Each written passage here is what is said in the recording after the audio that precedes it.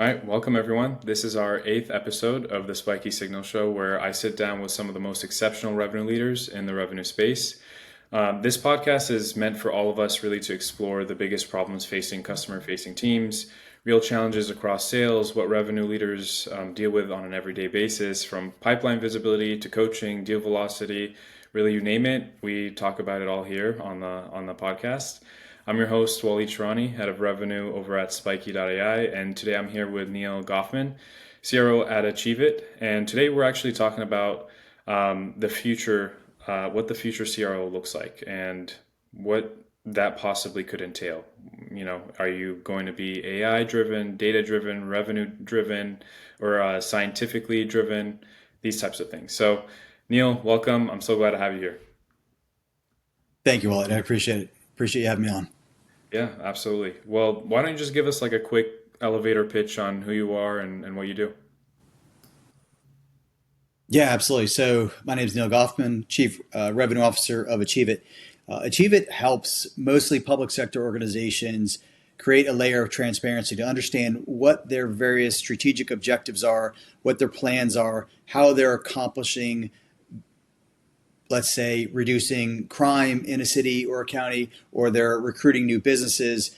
The citizens want to understand where their tax dollars are going, and we help create that story. So we are effectively a plan management platform that also has the ability to report both internally and externally the outcomes and how the dollars are being spent and what the true impact is to the city or county. It's a great time right now. The market is really looking more for these solutions than ever before. Citizens are demanding transparency. So it's really a fun time to be working in GovTech. That's awesome. That's awesome. Yeah, and I honestly love that. You guys are basically doing, digital transformation in a traditional, market. And I'm curious to kind of like understand from your perspective, like where are you using AI from like a leadership perspective, and then all the way down to your guys' sellers. Yeah, where are you guys basically leveraging that? Yeah, good question. So we're using AI in a variety of different aspects for go-to-market. We're using it both from an account planning perspective, we're using it for research, we're using it for helping to create email cadences, we're using it just to even find information on competition. We're using it on calls like this where we have, well, quite frankly, we have your platform being used to help with insights around the calls where the AI uh, application can provide insights where perhaps an account executive is not answering questions directly or they're a little bit negative, et cetera. We're using AI in marketing as well for content generation. We're using AI from a customer success perspective as well. We're using it in dev. I mean, it's really being encapsulated across the company. Every department is leveraging AI to one degree or another. That's awesome. And I guess like right now, is there any particular aspect of your day that you would want to replace AI with, or is it all covered right now? Good question. I think that there's some opportunities for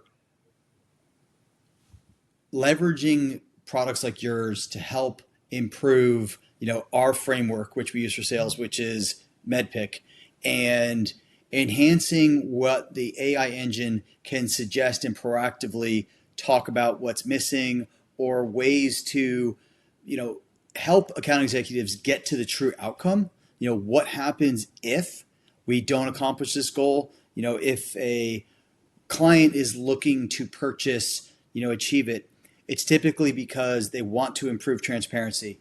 They want to improve the efficacy of their various programs, and Achieve It helps with that.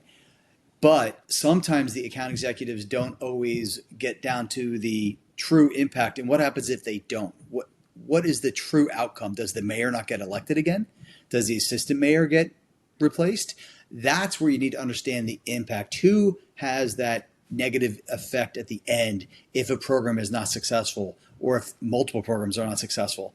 And so that's something that I think AI could even go over further and help AEs perform MedPick reviews as an example with just an AI agent. I think that there's going to be future tomorrow where a lot of the sales questions are just going to be answered by AI agents. I mean, we're already seeing that. And I think it's going to progress where AEs are involved less and the AI is doing a lot of self-service for buyers to learn more about products. For me personally, it's a good question. I haven't really thought about what part of my day I'd like to do less of. Reasonable question, but I'm just unsure. To be honest, I enjoy it. I mean, I really do. I don't want to do, there's not too much in my day. Maybe doing some updates or prospecting for partners and things in that realm can certainly be assistance with AI. Maybe I could do less of that and leverage more of AI.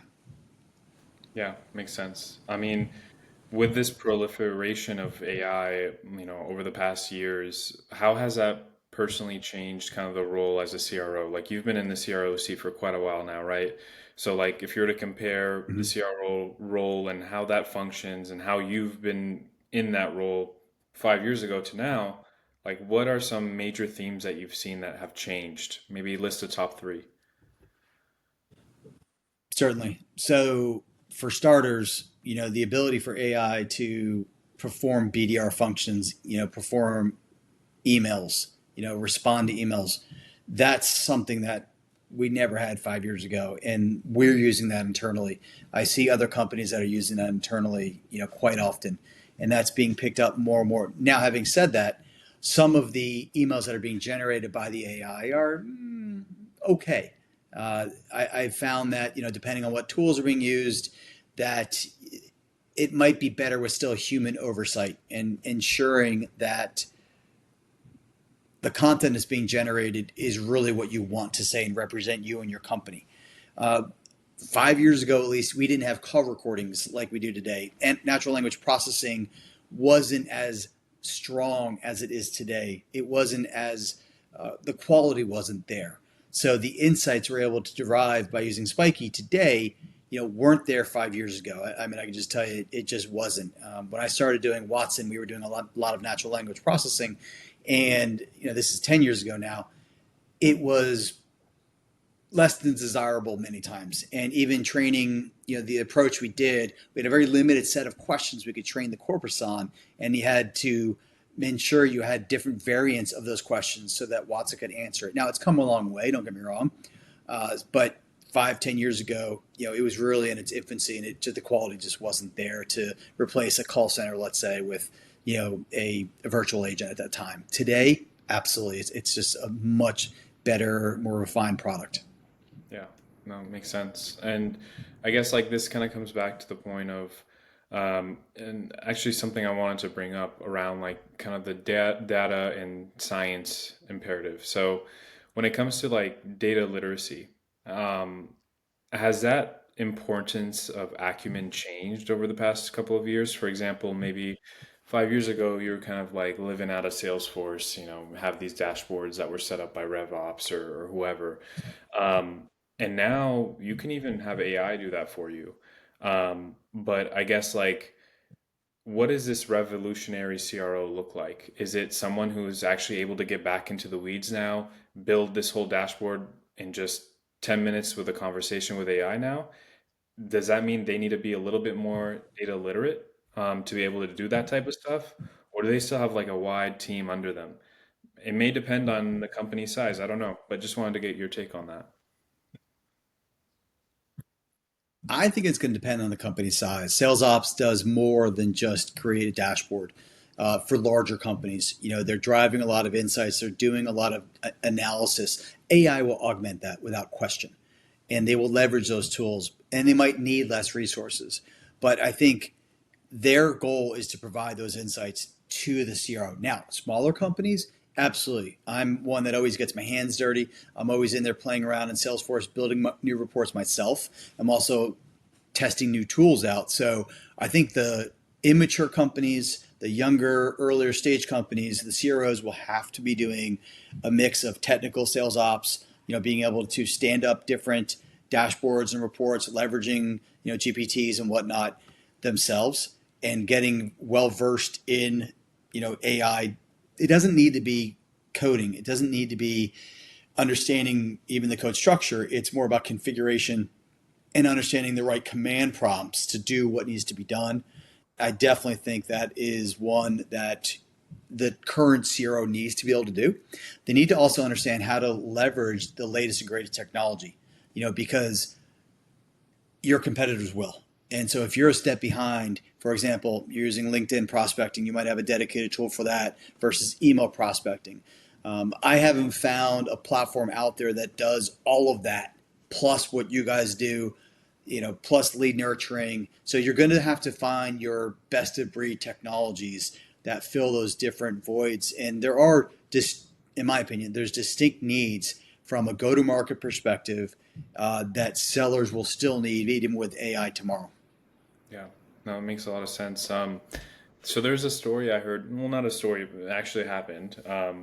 There is this one company, I forget the name, but they ended up laying off like, I don't know, 80% of their workforce. Like they're a like SMB mid-market Mm. type of company. So, and they were not public, so they could probably do that. And they probably owned 90% of the company, so they didn't have to rely on any voters for anything. So, um, they let go of a huge amount of people from the company just because they thought they could do everything like that 80% with AI. And Mm. so my kind of like thought there is like, where do you start running the risk of putting too much intuition into a machine, into AI? Like, I think you need some sort of human element still, really, to keep you guys in check with, particular aspects of the business. Mhm. But is there too much trust that you can put into AI from your perspective? I think at this stage, yes. If I take the example of the emails that I've seen, even emails I've received from a prospect, and I can tell they're done by AI, they're just not of the caliber, the research that's going in to understand the organization you're prospecting into, the understanding of the dynamics at play, the politics, the overall, impacts that are out there, i.e., let's say it's a manufacturer or the import 80% of the materials and the tariffs are killing them right now. The AI engine that I've seen, at least the prospecting emails that I've seen, aren't talking about things of that nature. They're very generic. They're very, oh, John, your company looks like ABC company that we helped, and here's the outcome we had, which is great, but it just smells like it was done by a computer and it's not personalized. So I think until AI gets to that adoption rate or gets to that deliverable, experience that is equivocal to a human, where they can go and understand the dynamics and do the research and understand, what the value prop is, how that really impacts an organization. Do the number crunching. If I'm able to improve, let's talk about a commercial company. If they're able to close, 3% more deals on a given year, what's that impact to the revenue line, to the top line? What's that impact to the profitability? That's what sells, in my opinion. And I don't see the AI agents that are out there kind of sending that type of, email cadences today.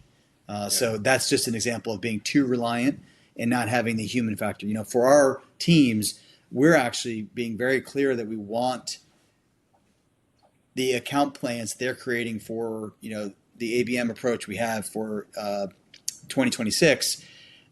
It's going to be a 3x3 approach, but I want them handwriting, so to speak, manually creating the emails to the executives. If there's middle level people, they want to have, the AI engine create it, that's fine, but still review it. It's probably still worth a review. Yeah, yeah, exactly. And I can't emphasize how important that is, to be honest, because even with us too, at Spiky, like we, for any important like flagged accounts that are very important and we don't want to kind of sour the relationship with, we don't apply any AI sequencing Mm-hmm. on. Like we always do those things Yeah. very manually because you never know. It could be somehow hidden into a sequence and the AI kind of like sends it out and the wording is completely off. Hey, I saw you use, X tool and that's completely wrong. It sours a relationship, especially with someone that you've built something very, very close with. So yeah, I think it's Absolutely. all about kind of leveraging it responsibly, right? So Yeah. No, that's super interesting. I guess like it goes back to this kind of question I wanted to ask as well. When it comes to leadership and how you're leading your team, um, does AI make you more empathetic, or is it less about inspection now because maybe now you can leverage AI to review particular aspects and really focus on the human element? What are your thoughts there? Well, I'll give an example of how we're using, your product. It does save me time. I still go in and check, but I'm reading, the overall MedPick scores, what's missing on the deals, and then I go in and double check. Just because I've only been using the product for a few months, I'm comfortable to go in and see what is captured, and it's been spot on. So for me, it's about having enough iterations working with the product to feel comfortable to not even have to worry about checking anymore. And we're getting there. The use case that we have just fits perfectly for the application of AI in using this as a coaching moment, doing inspecting how the calls went, but also from a deal review. The ability to kind of see where we are in the progression of the deal, see what's missing, what gaps are covered, and overall, again, applying the MedPick framework, your tool just makes it so much easier for everyone involved to save time, to see it in a quick snapshot of where we are, and kind of a lot of times what's missing, it'll highlight that and you'll know right away because it's there in your face. And that's, to me, some of the great ways that AI is just creating value, for clients like ourselves. That's awesome. That's awesome. Well, great. I know we're running out of time now, so I just want to leave you with this one last question. For the next episode, who do you know that would be a great revenue leader to bring on here? By the way, I brought Dan already, and we published that episode. Uh, Good, good. Try. I'll introduce you to a guy named Lee Hayden. I don't even know what he's doing now, but he'll be a great, I think, a great guest. Let me. I don't know what he's doing now. So I'll have to Awesome. just cut this part out, obviously. But but yeah, Lee would be a good one. He's a good personality for sure, and he's got lots of experience. Awesome. Okay. Well, great. I'll reach out to him then. Thanks, Neil. Awesome.